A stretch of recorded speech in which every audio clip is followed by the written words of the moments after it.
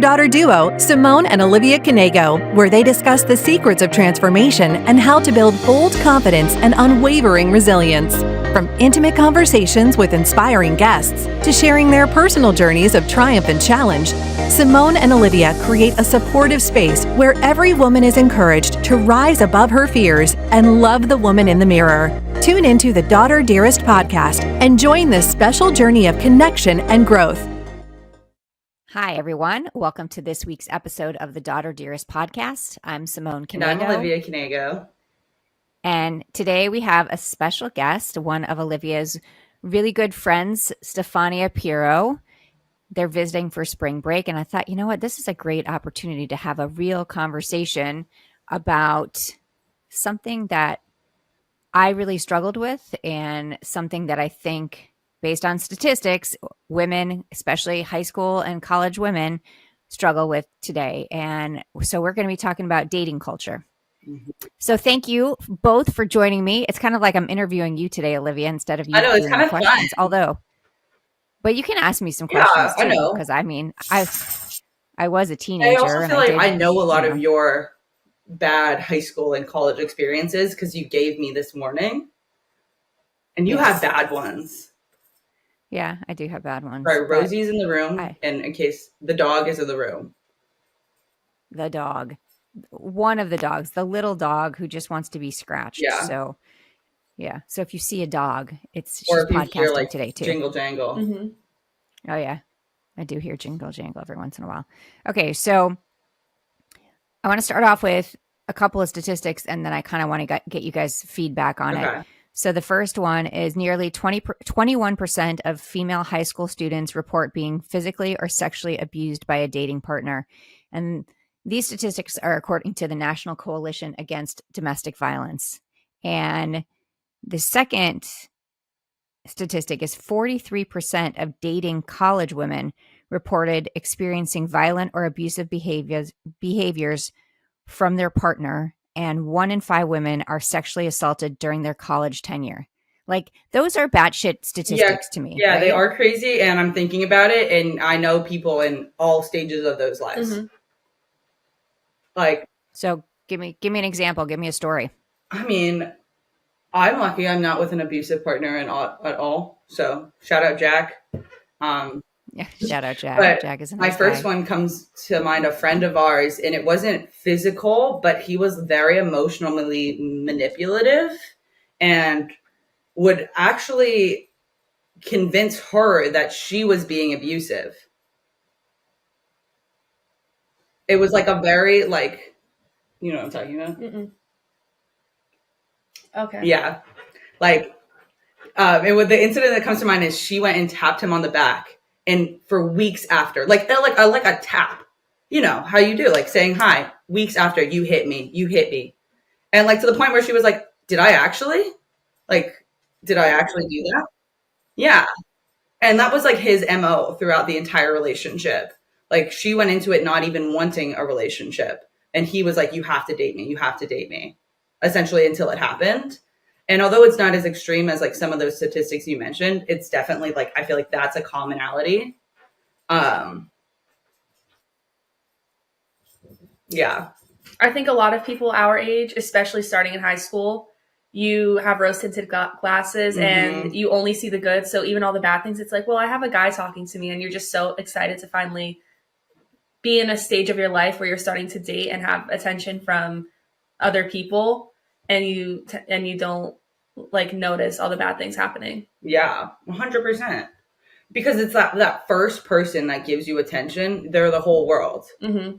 Like you, and it's a weird thing because of the way that we as women like perceive ourselves on social media. It's like that first male validation you receive is everything, and they can do anything with that because they know they have the power.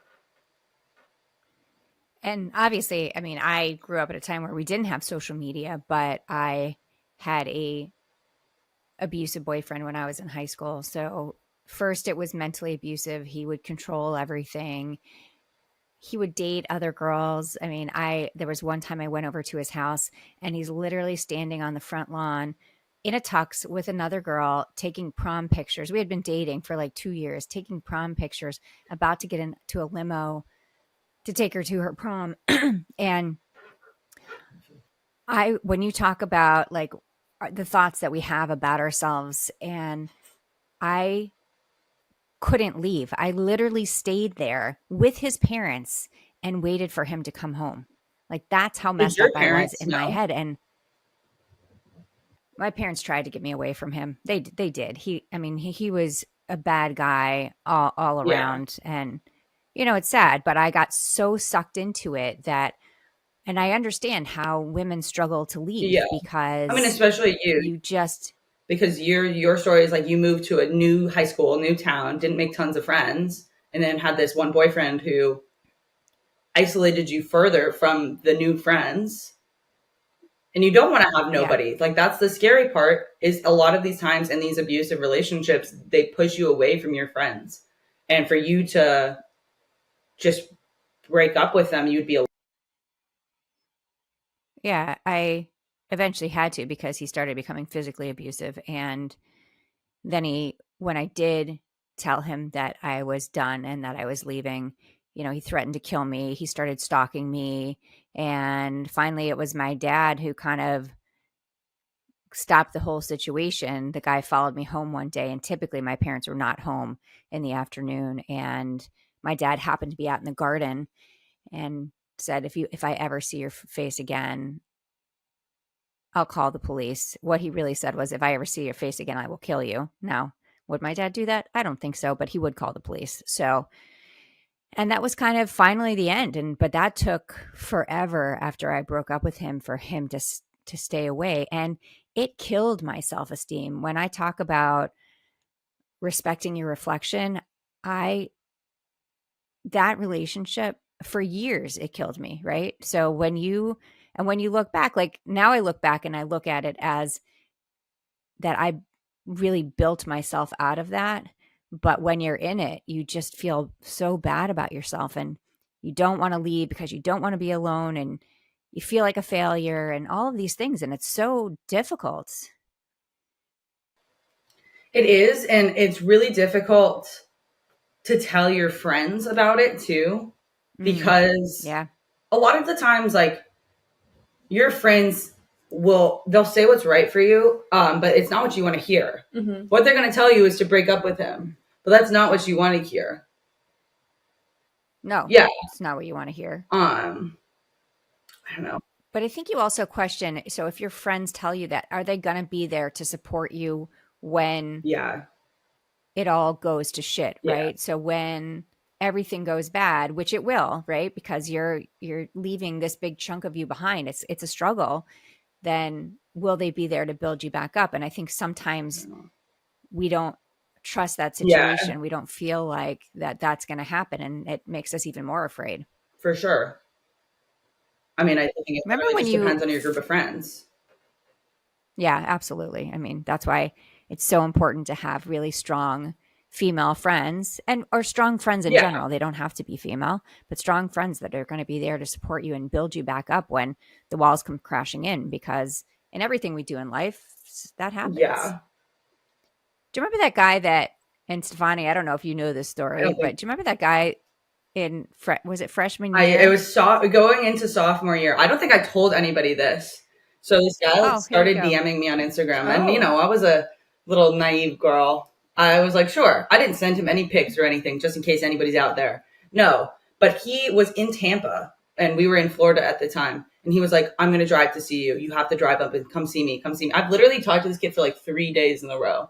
And he was so insistent on coming. Like, I was like, no, I'm not comfortable with that. Like, wow. I don't even know you. Well, he started making sexual comments too. Like, and I was like, it's all just sexual stuff. But that for me, it isn't even that big of an incident because so much other shit has happened with men. Right. Like, I mean, even if you look at New York City right now, these 5 women that are getting punched in the face, like that is sexual harassment and assault for sure. Well, I'll tell the story because if people haven't seen it, because until you told me, I didn't know it. I woke up yesterday, just looked at TikTok or maybe 2 days ago. And the first thing was, I just got punched in the face by a man in New York City and like a huge goose egg on her head. And it was this man like literally saying, get off your phone, girl, punched her in the face. And then throughout the day, this happened to like 4 other women. which is crazy because, and it is like, they're women targeted crimes. And so much of New York is woman targeted crimes. It's a weird thing. Like getting catcalled in the street is also a weird thing. Rosie. I'm going to say something that could be controversial. Getting catcalled in New York it's scary, but in some aspects, especially freshman year, it was so validating. Unfortunately, I agree. Sometimes I would be going outside thinking I look so good. And if I walked past a construction group and I didn't get catcalled, I was like, wow, I don't look good today. Yeah. And the next day, if I got catcalled, I was like, okay. And that's how like fucked up society has made us. I remember someone had a friend came into town and she had some work done and she had gotten like most catcalls I had ever seen. And she was so living for it.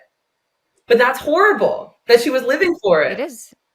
It is horrible because when does the catcalling, first of all, the catcalling is disrespectful. Don't do that. In the long run. It really is. And then when it turns into something else, like if you smile or say thank you to someone catcalling you, it kind of seems like it opens the door for something even worse. And that to me is scary. Yeah, I think that, I mean, I've had men ask for my number on the street before, like, and even if it wasn't a scary thing to do, like, it's not an okay thing to do. Like, even if they didn't have bad intentions, I'm walking home from work. I'm like, not in the mood to talk to people. This is not an atmosphere where I'm meeting people. And like, you're just like kind of getting yourself in my space and you won't leave until I give you the thing that you want. So obviously when I was younger, we didn't have social media. We didn't have all these dating apps where you could meet people. You met people by going to an event or where you worked or something like that.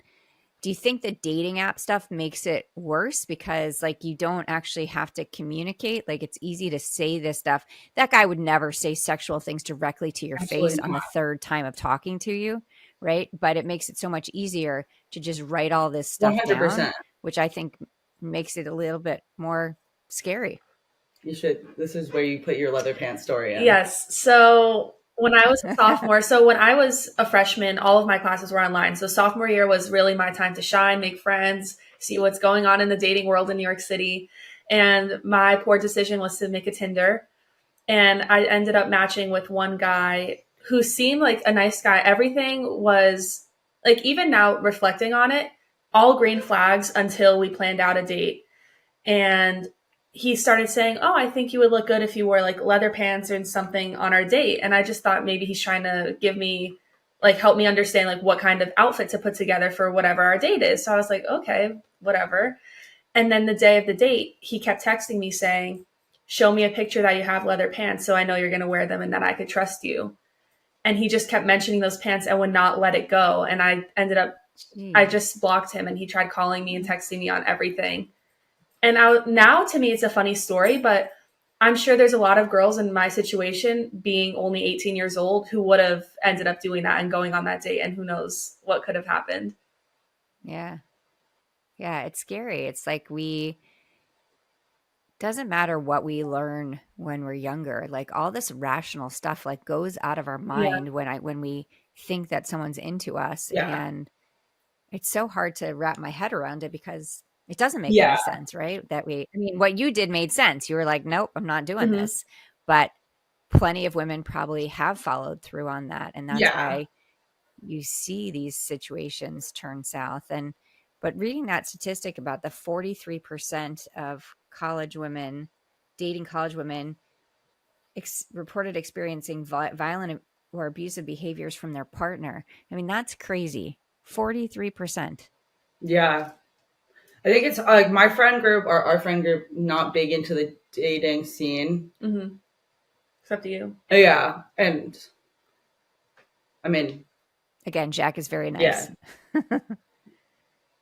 There's nothing to say about him, but I mean, I think it probably happens. I don't want to say at bigger state schools, but probably we go to a school where there's not a lot of men on the actual university. Like a lot of the negative male experiences I have are like outside of school. They're in New York City. Yeah. And New York City is like known to be hard to date as like a straight person. It's great for the gays, not great for like straight women.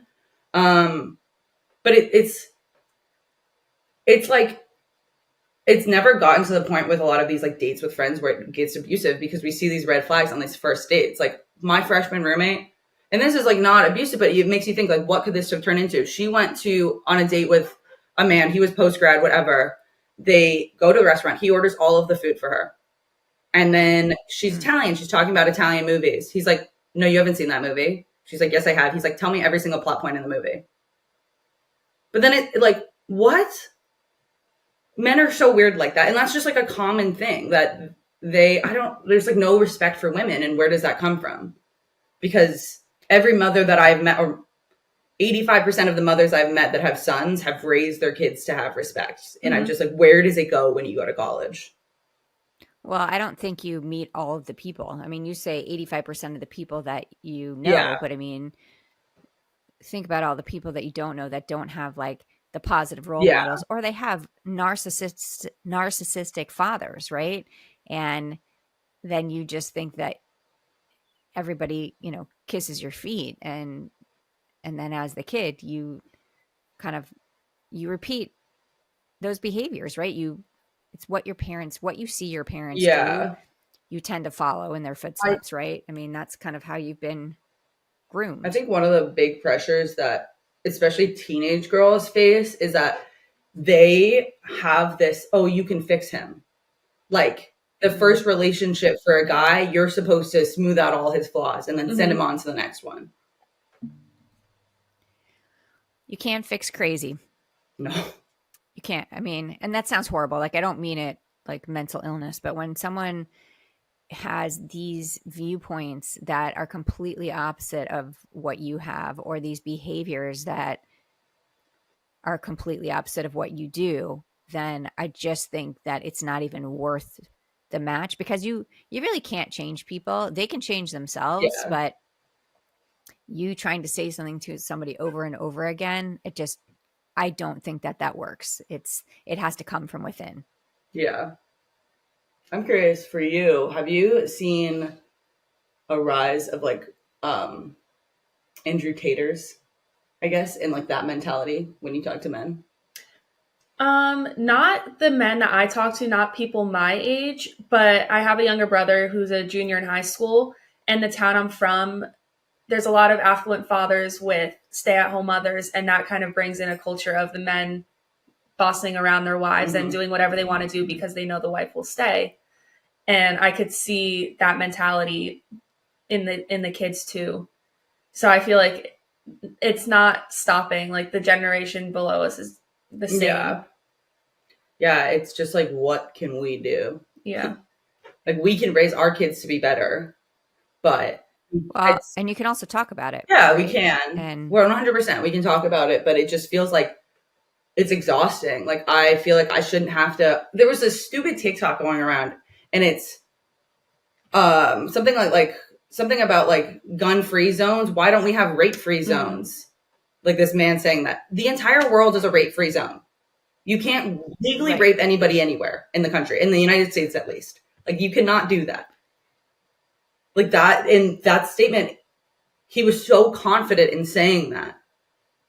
Like you didn't even, the ignorance behind it is ridiculous.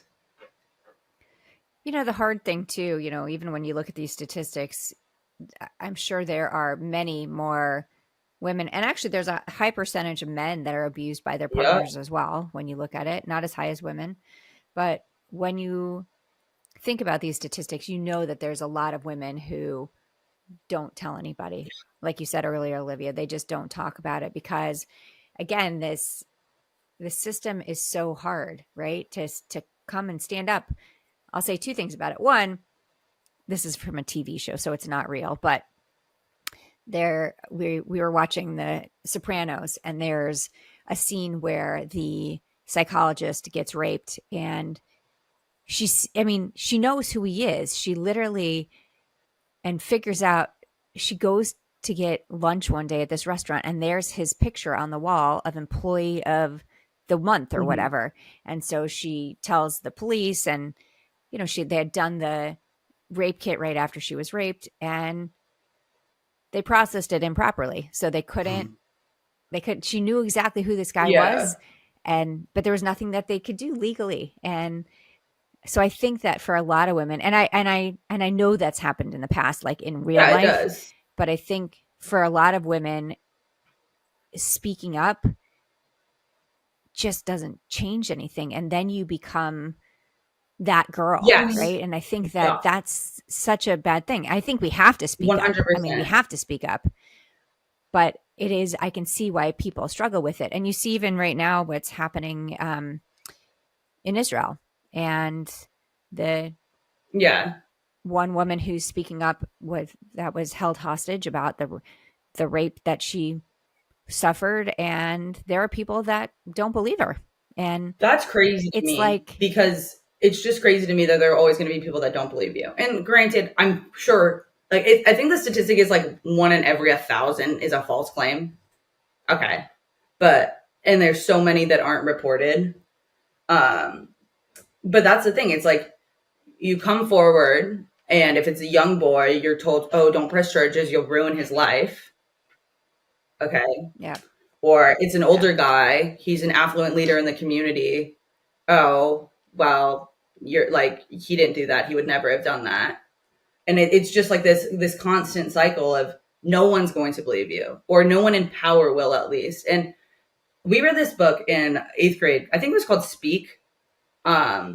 About a girl and like her rape experience, and how she was so scared to like finally say something. But when she wrote something on the bathroom wall, like, this guy is a rapist. And all of these other girls on the bathroom stall, like, wrote like, he did this to me. He did this to me. He did this to me. And you realize like you're not alone in that way, but it's so terrifying to talk about. Yeah. And I think that you know, I know for me, like, dealing with that one guy, I mean, I've had other probably bad experiences as well, but that the idea that people aren't going to believe you because on the outside, he seemed like such a nice guy. It was just, if you were with us when, I mean, my close friends could see it, but he pushed away most of them, right? So everything he did, and I remember the one time he hit me, one of his friends came over and was like, you have to go. And I was like, no, he's just drunk. I can't leave. And I lied to my parents. I said that I fell down. That's why I had a black eye. I mean, obviously they didn't believe me, but I was kind of unruly at that point. Like, they couldn't figure out how to get me away from him. And it's sad. I think that's why I talk about it with you guys on a regular basis, because like, there's no good that's going to come from a relationship like that. And there are so many nice men and women out there that you don't have to suffer like that. But it is hard to watch people that you question sometimes what their relationship really is behind closed doors. Yeah. And you don't want to question, because then you feel bad. But it was like a couple of like acquaintances that I can think of where I'm not comfortable with their relationship. And just like, I can see the way that he speaks about women when she's not there. I can imagine what he says directly to her. Yeah. And we're like, when is it your place? I guess that's always the thing. And it is your place, but then you've been, and it's not an abusive relationship. You were in a situation where you gave your 2 cents on the partner, and they were like, no.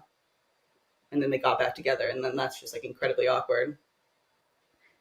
Yeah. I mean, that's a really hard thing, is that when you look at relationships that you don't think they're good together, especially if it's a close friend, being able to say something, it's that fine line of, you're going to say it. And even if they break up, gosh, you feel like they're going to get back together. And so now you have alienated yourself from that friend, or not alienated, but they'll always remember that you went against what the love of their life. Even if the love of their life is like this horrible person, you didn't support them in it. And that's a really tough thing. I know for Rob and I, our relationship, I mean, you guys are kind of grossed out that like we kiss each other and that kind of stuff. They're like, oh, gross. But you know what? Like, that's what a relationship should be. You should have someone that you respect and that Yeah. is willing to cook you dinner and is happy to see you when they come home, those kinds of things. And when you're in these kinds of relationships, when you're in the abusive relationships, that's not the case. It's a control thing.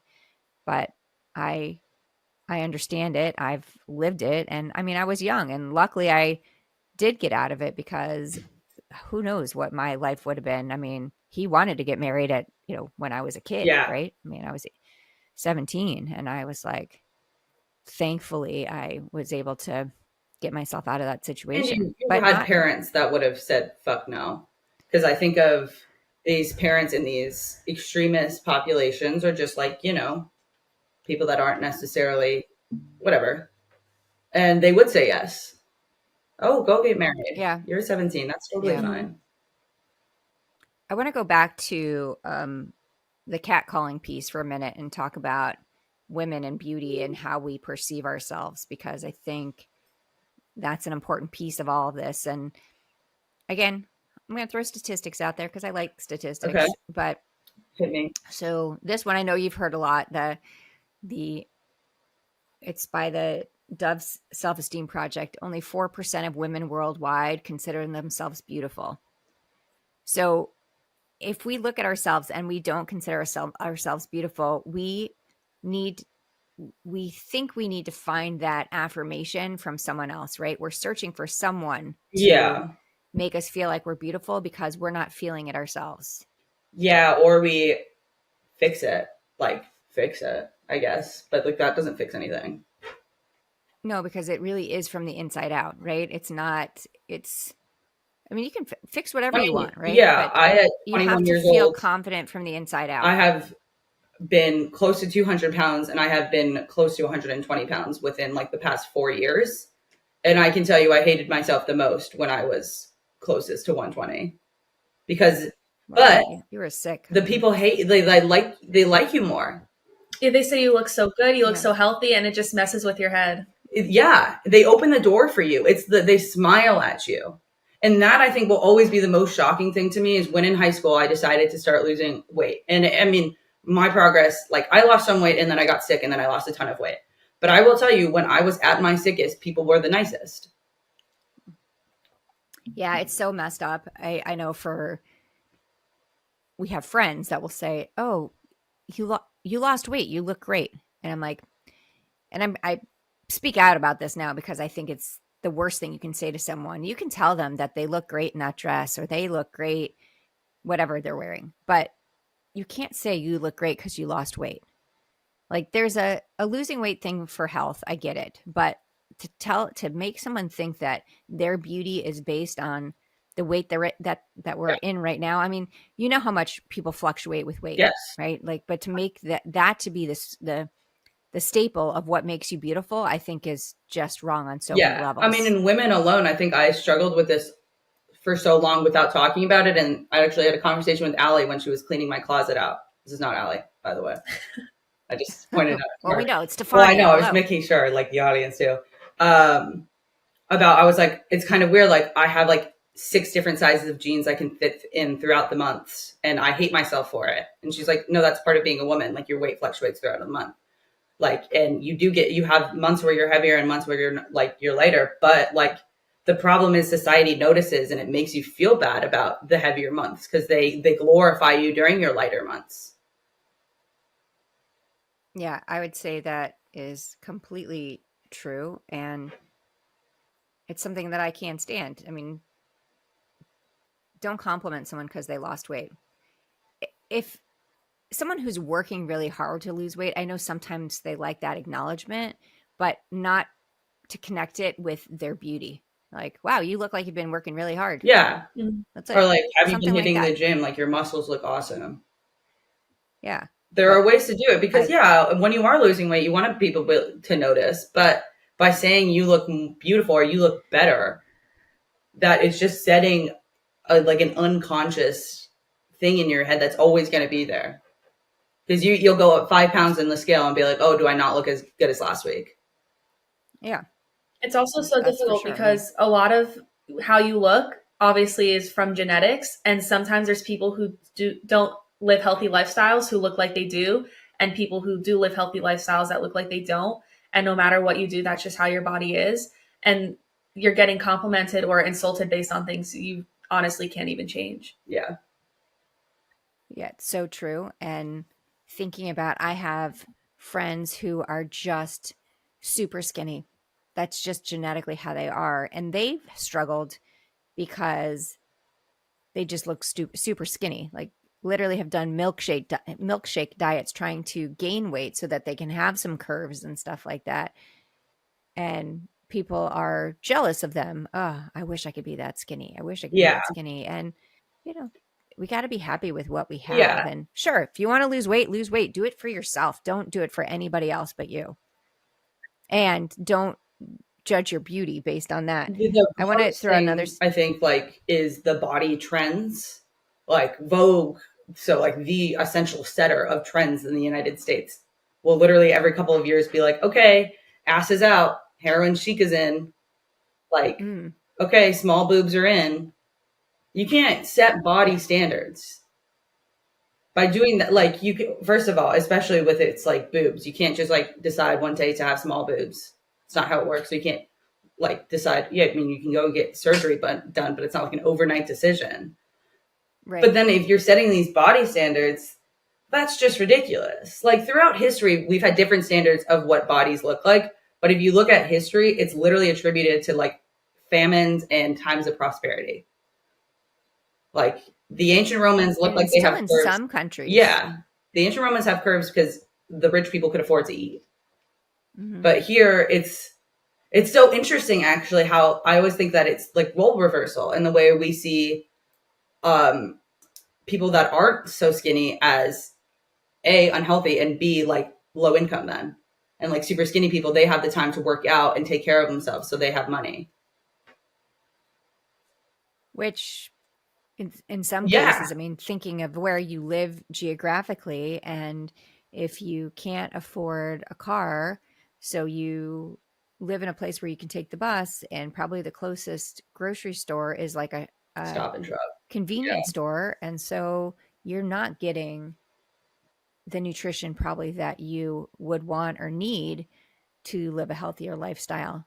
But again, talking about beauty, like I think that's a whole different ballgame. Yeah, I think social media, I hate it, but I also think it's been okay for beauty because especially TikTok has allowed like individual smaller communities to be made.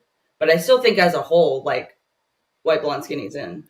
The statistics on it are honestly, statistics are horrible in terms of watching there's a whole, Dove is doing a whole new thing about get off your screen because teenage girls, the younger girls are really struggling with it. So one of the things they found and I want to ask you guys if this ever happened to you. So girls between 11 and 14 years old, 47% of girls between 11 and 14 years old refuse to take part in activities that might show their bodies in any way. We were just have you guys experienced that? I was just talking to Liv about this when we went to the beach the other day. Until I was maybe 17 or 18, I wouldn't go to the beach in a bikini. And I was a child. I should not be thinking about how my body looks in a bikini when I'm having fun on a beach. But I just couldn't get myself to do it. And then I was in a bikini when we went to the beach a couple days ago. And afterwards, I noticed I wasn't paying attention to anybody else and no one else was paying attention to me. So why do I care so much? Yeah. No one actually cares. It's only when you're on your phone that you start spiraling in your head. But when you're in real life, no one's paying attention. Yeah. And there is no perfect body. I mean, yes, there are some women who they have a body made for a bikini, but we all struggle. So that person is struggling with something. I mean, right? I think out of any item of clothing, a bikini is made for everybody because like, especially for women, because like it's the least amount of clothing that you can wear. So I don't know how to explain, like, it's not form fitting. There's nothing that like is not going to fit if you get the right size, I guess. Yeah, I agree. So bringing this back to the whole dating culture piece, like when you think about how we feel about our bodies, then you see how it connects with how we let other people treat us. Yeah. Right? If we're not confident in ourselves, if we don't love who we are, then we feel it's justified if someone talks down to us. Or, I mean, I vividly remember sitting, well, we were actually on a boat ride, and my boyfriend said to me, "Oh my gosh, you have so many stretch marks. You need to lose some weight. Like, when we go out to dinner tonight, you definitely just need to eat a salad."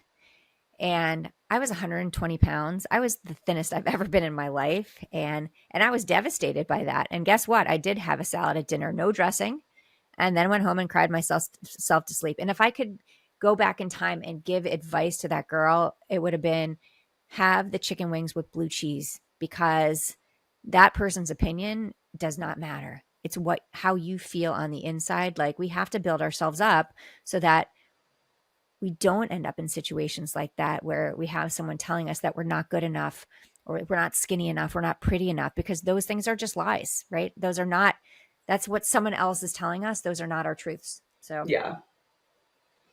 yeah, it's, I don't know. Being a woman is really hard. And like, we grew up during, I don't know, when Instagram, I think, was the biggest thing. I can't imagine growing up as a teenager now. Yeah. And I thought it was hard then. Like, it just seems like it's getting worse and worse with every age group. yeah, I see that with Millie. I mean, yeah, of course. What her girlfriends, and I know we talked about this. I mean, and I know she's in 10th grade now, but I want to say some of them, even in 8th grade, they had a full face of makeup on going to school. And you're like, what are you trying to do? Yeah, I think I'm pretty anti-social media for kids in that way, because you're not doing, like, I did a full face of makeup in high school every single day because I was like weird and like to try out new eyeshadow shades. But I wasn't like trying to impress anybody. And even still, I don't think, maybe I shouldn't have been wearing that much makeup in high school. But it's like, now I think kids have the expectation that they have to wear these clothes. And I don't care if they're appropriate or not. When I was in high school, it was like the tiny shorts and big oversized t-shirts with hair scrunchies. And now girls are wearing like what I would wear out to the club, which is kind of interesting. Yes. And it's like, it gets to the point where, okay, that's fine, but also like, let yourself be a kid a little bit. And that's what like, adult life is hard. It's and it's not as fun as kids think it's going to be. So don't be a kid, but it's hard to say. Yeah, even me going to private school, I was in a uniform. We had collared shirt and a skirt, and that's it. And all girls, there were no guys around, and yet girls still wanted to roll up their skirts as short as they could, crop their collared shirts. Like, you can't avoid it. Like, kids just want to do what they want to do, and no matter how much you tell them, like, to enjoy those moments of being a kid, they don't realize it until they're not a kid anymore, and it's too late. Yeah. I think everybody, as you grow up and you get into your 40s and 50s, you would definitely have something that you would tell your teenage self to change, not to do, because they were trying to impress someone else, or trying to, and instead of just enjoying being a kid. So, yeah, I have a bad thing that I think about a lot. That's it's not like that bad. In high school, I had this huge crush on this guy, and he was really an asshole to me. Like, he would call me a poor Jew every single day. And I thought he was joking. And then one day, I mean, over time, I was like, this guy's an asshole, not just for that comment, for a bunch of other things. And one day we were talking about college and FAFSA with a bunch of people. And I was like, oh yeah, I really don't qualify for aid because of like my parents' wealth status. He goes, what are you talking about? I thought you were poor. And I was like, first of all, okay, wild assumption just to make period based off of what? I drive a Mazda to school and not a new car. Okay. But also just like, then you were actually making fun of my wealth status for like an entire year plus. And why did you have a crush on him? Because he liked me first. He liked you first, and then he dragged you through the mud all the time. Yeah. That's like, I was like, oh, a guy's interested in me. I have to be interested back. He was not good looking. He was not that smart. He had really like nothing. He was kind of funny when he wasn't an asshole. But like, I'm kind of funny and not always an asshole. Yeah. What are you thinking about that? Jack knows that, and I don't think anybody else from our high school friend or from our college friend group knows that. Maybe Noosh. What was the show that we were on? No, sorry, go. Oh, I lost you for a second. Are you back? I know. You're back too. Yeah. What was the show that the podcast that we were on recently, or that I was on recently, where the conversation, or we had someone on that we were talking about date the geeks in high school? I have that no it was clue. like. Oh, I don't think that was with me, but I can tell you, yeah, do that. Duh. I mean, date the nice guys, people. Like, there's no benefit to dating the people who are assholes. I mean, absolutely no benefit. And it's like it's funny, the guys that were kind of geekier in my high school, oh my gosh, they're like gorgeous now. You're like, they had this complete glow up. Yeah. And they're still the nicest guys, right? And all the girls who dated the jocks, I mean, most of the jocks, they're still living in those high school years because they couldn't move past that. They were so focused on that was like the best years of their life. Oh, how sweet. Fucking D&D. Sorry. Wait, no, are you there? No. Our internet connection is not good up there. Yeah. I think she's back. What is she? Are you back? Oh, yeah. Sorry, I don't know what keeps happening with Wi-Fi. Back? Okay. I mean, we're in the same house, so it's not my fault. I don't know. Yeah, no. I mean, I'm plugged in, but I think I think it's you. I have no idea. Yeah, it might be. I'll blame it on you. So if you could give girls your age or girls younger than you advice, what would you say? You don't need to be dating somebody, period, unless you really want to, and find a guy that's nice. Like, don't feel the pressure to. And they're not going to be different behind. If they're an asshole to you without, like, in front of other people, they're not going to be nice behind closed doors. Mm-hmm. Yeah. I agree with both of those things. And also just don't let anyone else like determine your self-worth. We place way too much power in other people to determine our self-confidence. And it doesn't matter. Like, I don't now, like at my age, I think about how much I cared about other people's opinions, and it was a waste of my time. Mm-hmm. It accomplished nothing good for me. So. Yeah. Yeah, it literally Yeah, I really appreciate that one. Other people's opinions, they're just going to bog you down. And realistically, the other person doesn't care enough to even like change their mind. Yeah. I also feel that a lot of times when someone is saying something negative about you, that it's really a reflection of themselves. So it's something that they feel bad about themselves, and I don't want to say they want to bring you down too, but there's no way you could be happy if they're not happy. Mm-hmm. Or like, why am I going to give her a compliment when I don't feel good about myself? And I actually just did a little video about accepting compliments. And I feel that being able to accept a compliment and say thank you without trying to change it. Like someone says, wow, you look beautiful in that dress.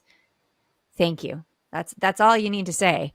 And I think that we struggle so much with accepting compliments because we don't feel good on the inside, but that's why we need to build our confidence from the inside out and not focus on what anybody else has to say. Let go of the naysayers, ladies. Yeah. With that, a way like as a woman, you can like help move that forward is if you see someone that looks good that you like, compliment them.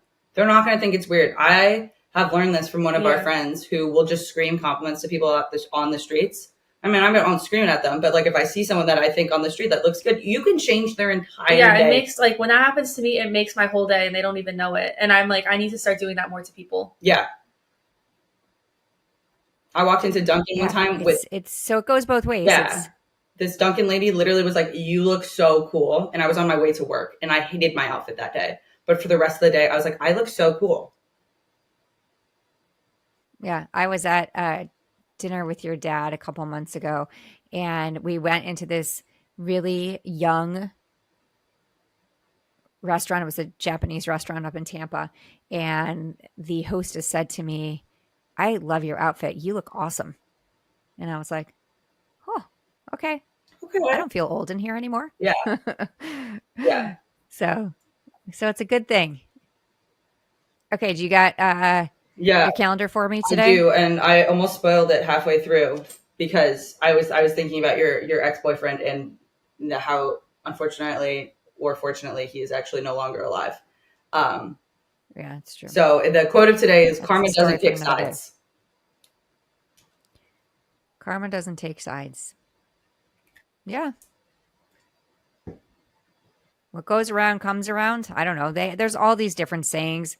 I mean, my saying is just be a good human, be proud of who you are, look inside yourself and know that you are unique and special and that you bring amazing things to the world, and don't focus on what anybody else does. And don't go out with guys who are assholes. I mean, really, or women who are assholes. Like, end of story. That by having the confidence to say no to something will take you down a different path completely, and you'll probably end up being the confidence to say no. I really like that. Like, that is a huge thing to have in all aspects of life. Just learning how to say no.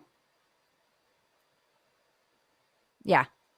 And no is hard, right? So hard. No is hard. I mean, sometimes no is someone asks you to do something, you're like, no, I don't want to do that, but thanks for asking. I love to say it like that. When the kids will say, can you get this for me? No, but thanks for asking. Mm-hmm. That seems to work pretty well. You're funny. Okay, guys. Well, thank you so much for joining me on this discussion. I mean, I think that it's such an important thing that women need to talk about more, especially with their daughters. And hopefully we'll have a lot of people listen to this and take away some good thoughts. So where can they find both of you? Olivia, we never do this, but I'm doing it anyways. Where can they find you, Olivia? My Instagram, I think, is at Olivia Knego. I think there might be a period. There might not be. That's the only social I really use. And then LinkedIn. Guess you can add me on LinkedIn. First name, last name. Yeah, I only have LinkedIn. So first name, last name. That's it. Great. Well, thank you guys so much for joining me today. And it's kind of a weird ending because usually I say thank you so much for joining us today. But just remember that you are amazing, you are unique, and you changed the world just by being who you are. So we will see you next time on the Daughter Dearest Podcast. Bye. Thank you for listening to the Daughter Dearest Podcast with Simone and Olivia Knego. We hope this episode has made your day just a little bit brighter and given you the inspiration you need to confidently go about your week. Always remember to be authentically you. Don't forget to like and subscribe so you never miss an episode. And feel free to connect with them on Instagram at Daughter Dearest Podcast, at Simone Knego, and at Olivia Knego. Till next time.